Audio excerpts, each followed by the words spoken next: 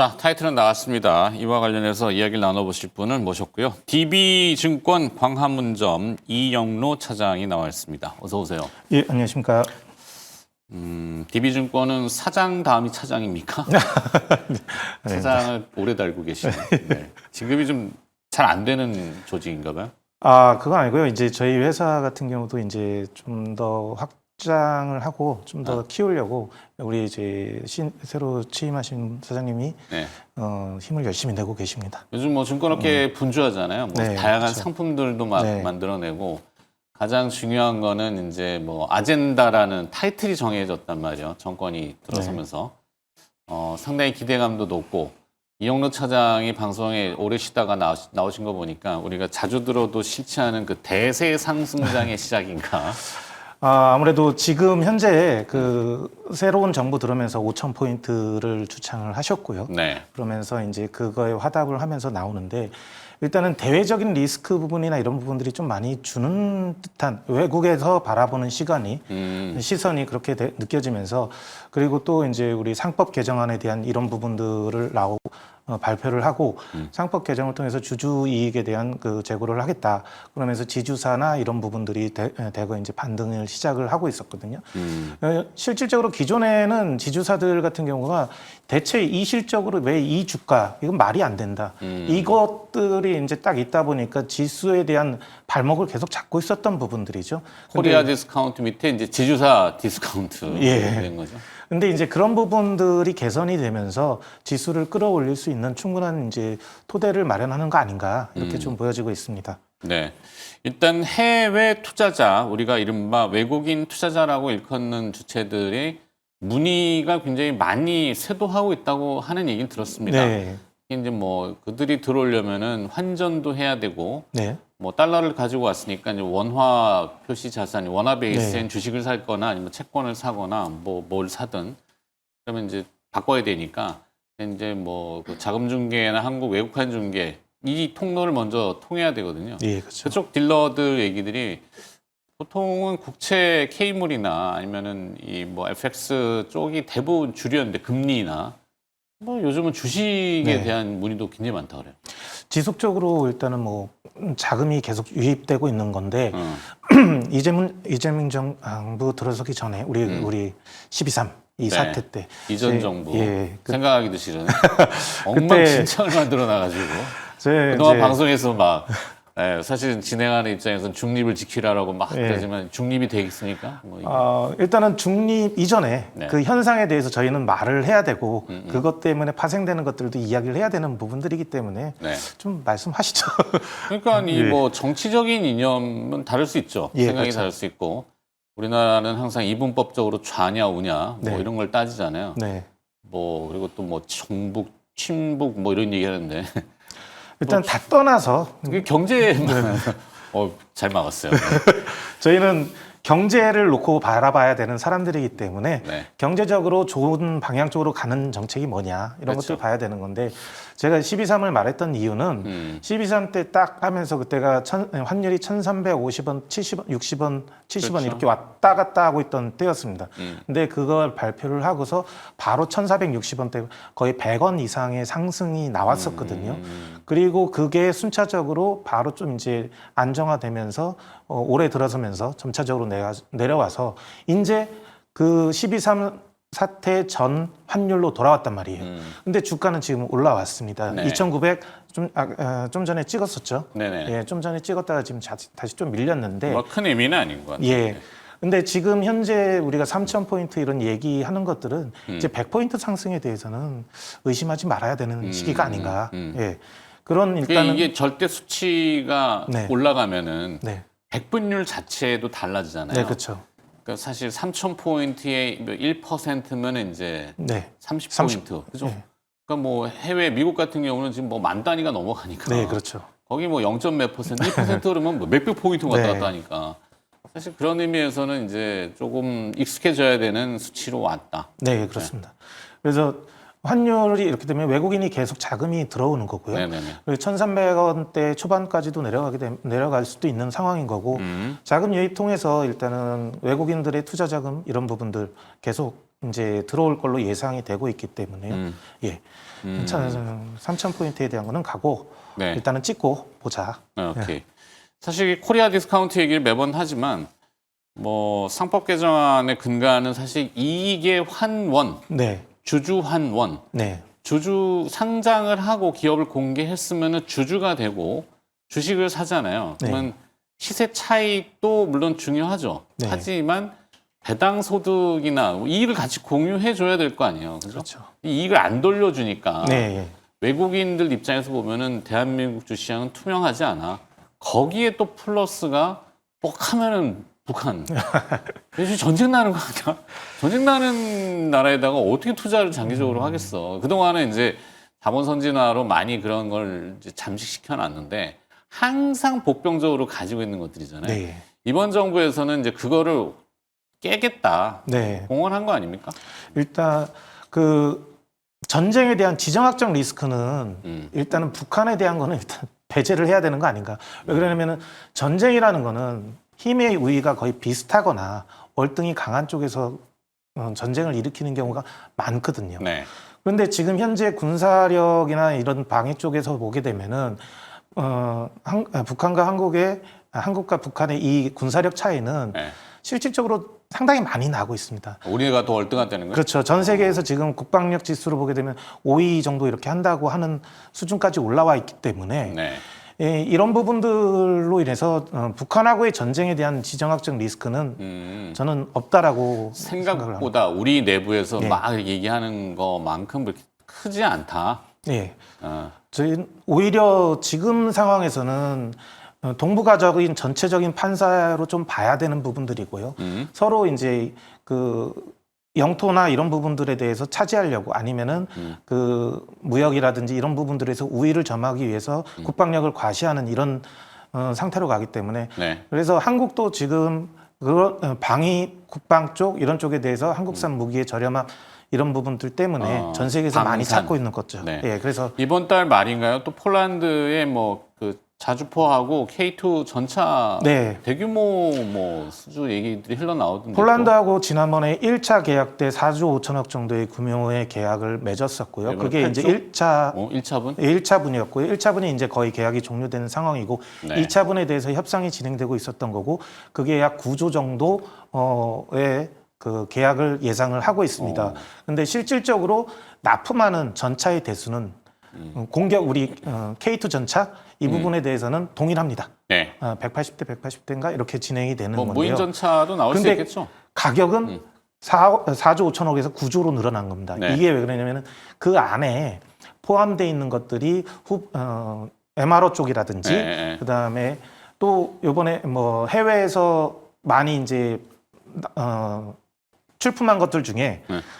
후방 지원하는 전차들이 있어요. 그러니까 방산 전시회 뭐 이렇게 보면은 그래서 K2 전차의 바디, 그 궤도 차량 네. 위에 포탑 빼고 네. 다른 거로 올려가지고 하는 부분들에 대한 후방 지원 전차가 한 100대 정도 분량이 나가는데 뭐 중장비로 개조한다든지 우리가 도하용 전차라든지 이렇게 다리를 싣고 다니면서 바로 놓고서 넘어가는 거, 그 다음에 군안 전차, 뭐 전차가 망가지면 끌고 가는 거 이런 군안 전차 같은 경우는 전 세계에서 지금 거의 타이틀은 자막은 코스피 2900에서 뭐 어디에 돌부리에 걸려서 네. 넘어질 수 있는 위기가 있느냐 이 변수를 네. 지금 보는 건데 아까 네. 얘기했던 정리 좀 하자면은 네. 그러니까 지금 시청하신 분들은 뭐 저 내용하고 안 맞을 수 있으니까 예.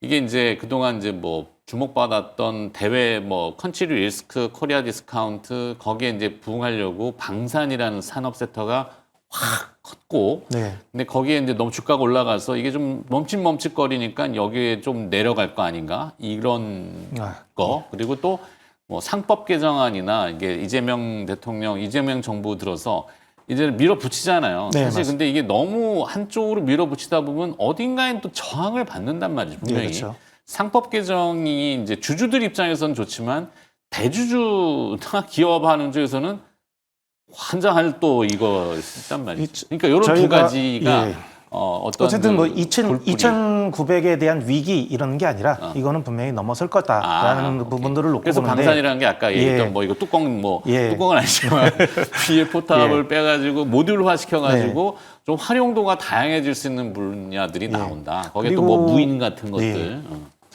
나중에 이제 그리고 우리가 지주회사라는 게 만들어진 부분들이 어떻게 보면은 그 기업들이 상속이나 이런 부분들을 위해서 네. 많이 추진했던 부분들이 많았었거든요. 근데 많은 기업들이 이제 어느 정도 끝났습니다. 음. 끝났기 때문에 그거에 대한 이제 가치에 대한 올려야 되는 부분들도 존재를 하기 때문에 그게 맞물리지 않나.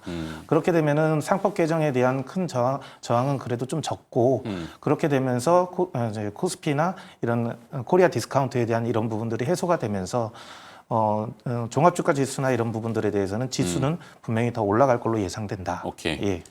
잔잔발이. 잔파를 신경 쓰지 말자. 네. 네. 자, 근데 또 이제 해외발. 네. 미국과 중국의 무역 협상은 지금 진행 중이고 네, 어느 정도 소식은 좀 타결 쪽인 것 같아요. 뭐 히토류 열어주고 수출 열어주고 중국에서는 그다음에 미국에서는 반도체 관련돼서 일부 딜하는 쪽이 아닌가 싶긴 한데 예. 그거가 잘 나오면은 괜찮은데 오늘 저녁으로 넘어가면 미국의 이제 5월달 소비자 물가가 발표돼요. 예, 그렇습니다. 관세 영향이 분명히 들어갔을 건데 이번에는. 네, 예. 좀 높게 나오면은 예를 들어서 채권 시장 또 충격받고 이러면 이게 시장이 흐리멍텅해질까 봐. 요 어떻게 봐요, 이건? 일단은 지금 미국 쪽에서 예상하는 거지 5월 소비자 CPI에 대해서 웰스파고 쪽에서는 한 0.27%이 정도의 상승을 좀 보여지고 좀 올라갔을 거라. 조금 올라갈 걸로 예상을 하고 있고요. 이제 다이먼 쪽에서도 마찬가지로 이제 그게 관세로 인해서 그게 누적됐다가 네. 이제 슬슬 나오게 되면 관세 영향으로 인해서 이제 안 좋아질 것이다. 아. 예, 이렇게 좀 보여지고 JP 모건의 제리미 다이언? 예, 다이먼?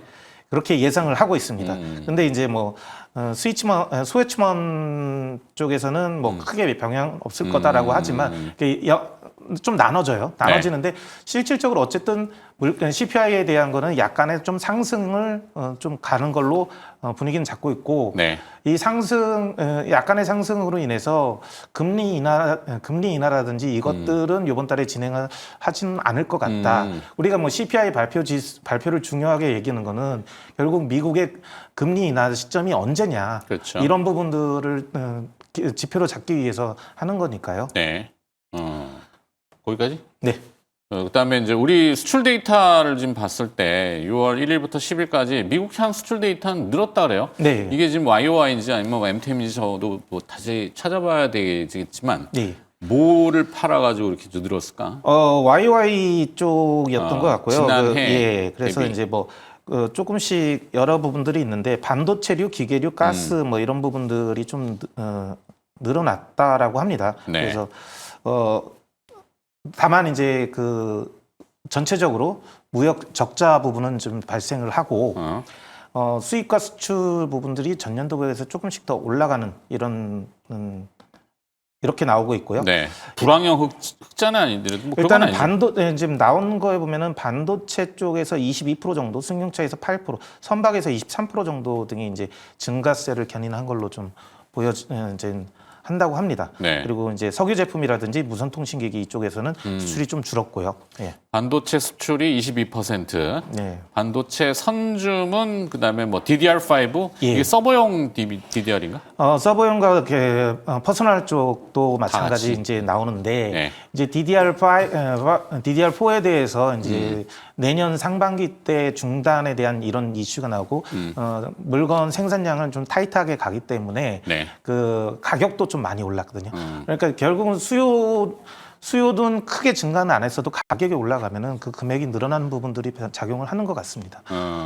그리고 이제 뭐 고성능 사양으로 간다고 하지만 우리가 네. 이제 컴퓨터를 만들 때 보게 되면요. 메인보드에서 DDR에 대한 5나 뭐 DDR 메모리에 대한 지원하는 게 있어요. 네. 그래서 기존 메인보드 같은 경우는 DDR5를 지원 안 하는 메인보드가 있어요. 그러면은 그걸 사서 꼽을 필요는 없습니다. 그렇죠. 그러면은 이제 그 고성능 이제 메인보드로 넘어가게 되면서 그 맞춰가지고 DDR5도 증가가 될 그런 부분들로 가게 될 것 같습니다. 네. 교체하는 과도기 과정에서 네. 뭐 하이엔드라고 하는 뭐 요즘 뭐 속된 말로 뭐 AI에 뭐 GPU에 뭐 그다음에 이제 HBM4 뭐 2에서 4, 12단 뭐 지금 난리잖아요. 네, 그렇죠. 뭐. 근데 그렇게 확 가더라도 밑에 우리가 흔들리 얘기하는 레거시라고 하는 일반적인 것들이 사라지는 게 아니라 교체하는 과도기에서는 여기도 늘죠. 네. 그러니까 우리가 쉽게 생각하면은 모든 거는 땅 위에 병목 현상이 일어나지 않도록 만들어야 되거든요. 네. 도로가 8차선에서 4차선으로 주면은 그 구간에 병목 현상이 발생하듯이 오케이. 메인보드, 메모리, CPU 뭐 이런 부분들이 동시다발적으로 그 성능을 다 같은 효과가 나왔을 때 그 완벽한 효과가 나오는 거거든요. 그래서 이제 그 수요 부분이 발생하는 시기가 이제 순차적으로 나오고 지금 현재는 그 크로스된 상황 이제 그렇기 때문에 기존의 DDR4의 메모리 부분들도 나오지만 이거를 물량을 좀 줄이는 대신 가격이 올라가고 있고요. 네. DDR5에 대한 선주문이나 이런 부분들이 나오게 되면서 고성능 컴퓨터로 가는 이런 과도기적인 부분들이. 자, 그 과도기에서 포착되는 기업. 이게 중요한 거예요. 사실 뭐 이용두 차장이 뭐 정책연구원에서 지금 하는 건 아니고 네. 결국에는 우리 방송 자체 정체성도 예. 기업과 매칭이란 말이죠. 그 주제에 부합하는 어떤 기업은 혹시 보시는 게 일단은 우리가 처음에 얘기했을 때도 보면은 지수 이야기했고요. 그러면 이제 반도체나 이런 부분들도 하고 지수가 결국은 갈 때는 삼성전자 하이닉스에 대한 부분들도 분명히 올라가 줘야지만 지수 영향력이 크니까. 그렇죠. 그렇기 때문에 결국은 이제 이쪽 부분에 대해서 영향력이 큰 두 기업들이 이제 좀 더 유리하지 않을까. 그 밑에는 파생되는 하단 부분들이거든요. 그러니까 뭐 당장 지금 뭐 3천 넘고 뭐 내일 옵션 선물 옵션 동시에 만게 아니에요. 네, 예. 이번 주 안에 3천 보고 그다음에 뭐 한 다음 주쯤 한 3,500 보고 그다음 주쯤 한 4천 보고 그런 지수로 간다라면은 그러면 빨리 사야죠 삼성전자. 그죠? 아니 저 같으면은 코덱스 레버리지 그러니까 그렇다면 그런데 더디 가거나 예. 천천히 가거나 결국에는 목표점은 그렇죠. 그쪽이지만 네. 이런 과정에서 지금 어떤 게 더 유리할까? 네. 뭐 수익률 측면을 보는 거잖아요. 네. 못 견뎌요. 막 급하단 말이에요. 지금 몇 년째 지금 손가락 밟고 있었는데. 반도체 부분들, 저는 어쨌든 뭐 섹터 부분으로 보시는 게 네. 좀 더 편하지 않을까. 그래서 고르기 쉽지 않고 애매하시면은 요즘은 이제 ETF가 ETF? 많이 나오기 때문에 ETF에 대한 섹터별로 이렇게 접근하는 식도 좀 괜찮지 않을까. 그래서 최근 들어서 미래로 딱 놓고 봤을 때도 보면은 미래에셋증권 얘기했나? 아니요. 앞으로 계속 가는 거에 대해서 가장 우리가 지금 뭐 DDR5 이런 얘기하지만 아까 반도체. 예, 더 많은 그쪽으로 보게 되면은 양자 컴퓨팅 쪽이거든요. 아. 예, 양자 컴퓨팅 쪽으로 가게 되면은 우리가 양자 컴퓨터에 대해서 지금 뭐 어떤 종목을 찾기 쉽지 않고 또 영났어요. 외국 쪽에 많이 있기 때문에 국내에는 작은 기업들이잖아요. 예, 그러면은 차라리 ICTK인가? ETF, ETF. ETF 그 미국 양자 컴퓨팅 관련된 뭐 ETF들도 있거든요. 네네네. 그런 거를 투자를 하시면은 간접 투자 개념으로서 국내 효과를 발휘할 수 있죠. 증권사에서 상장해 놓은 해외 ETF들도 그렇죠. 있고 국내는 그 그룹을 정하기가 좀 어려우니까. 일단은 미국 양자 컴퓨팅 ETF라는 것들도 존재를 하고요. 미국 종목에 주적적으로 투자하는 ETF 같은 거, 그다음에 뭐 우리 같은 경우 국내 같은 경우도 이런 뭐 반도체 관련된 그런 쪽이 포함이 되겠죠. 네. 자, 그럼 오늘 뭐 개별 기업은 준비한 거 없어요? 섹터 오늘 두루뭉술한데 오늘 색깔이 없는데? 그렇죠.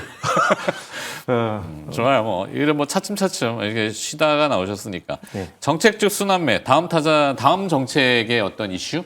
제가 지금 궁금한 거는 사실 많은 이게 아젠다가 그러니까 자꾸 아젠다는 표현을 써서 그러는데 뭐 민생 관련된 네. 그리고 또 먹사니즘, 잘사니즘, 경제 이러잖아요.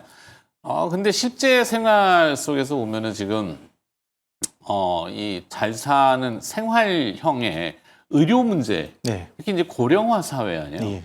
뭐 의료 정책, 의료 분란도 지금 많잖아요. 네. 분명히 이것도 지금 건드려야 되는 부분일 텐데. 좀 제가 많이 좋아하는 쪽입니다. 그러니까요. 좋았잖아요. 네, 그쪽. 앞으로 이제 뭐 AI 쪽 이런 쪽에 정부에서도 AI를 키운다. 네. 이런 부분들로 계속 얘기해왔고요. 뭐 부서를 따로 만들고 하잖아요. 이번에 LG에서도 이번에 그룹에서도 뭐냐면 DX라는 거 뭐 디지털 뭐 이런 쪽으로 전환하는 게 아니라 AX라는 걸로 해가지고 AI 쪽에 대해서 더 키우고 기업의 문화를 AI 쪽으로 바치겠다 이런 식으로 나오고 있습니다. 그러면은 의료 쪽에서도 우리가 노령화되고 이런 식으로 가게 되면은 가장 빠르게 이제 아파서 가요 병원에. 그러면은 실질적으로 뭐 엑스레이 찍고 MRI 찍고 뭐 혈액 검사하고 이런 부분들을 하게 되면은 기존에는 이런 것들 갖다 수치를 갖다가 놓고서 사람이 다 검색을 했단 말이에요. 이제 점검을 했단 말입니다. 그러면 이런 것들에 대한 시간이 로드가 상당히 오래 걸려요. 응급실에서 응급으로 처리한다 하더라도 한두 시간 정도 걸리고 그러면 골든 타임이 놓칠 수도 있는 부분들. 기다리는 게 일이에요. 예.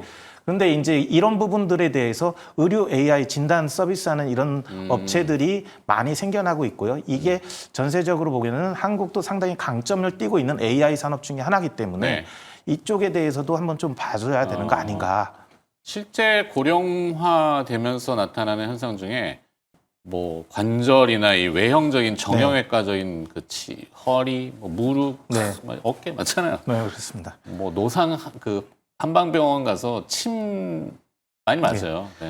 제가 의사는 아니지만 자, 우리가 쉽게 이제 하게 되면 어느 한쪽이 아프다고 하면은 우리 몸은 그 반대적인 급부로 이렇게 나오는 부분들이 있기 때문에 종합적으로 점검을 할 필요가 있는데요. 이게 사람이 놓치는 경우도 많겠지만 이 컴퓨터를 통해서 하게 되면은 한 번적으로 전체적으로 다 검색을 하는 거기 때문에 상당히 좀 좋을 것 같습니다. 기업을 자꾸 피해 가시는데 동방메디칼.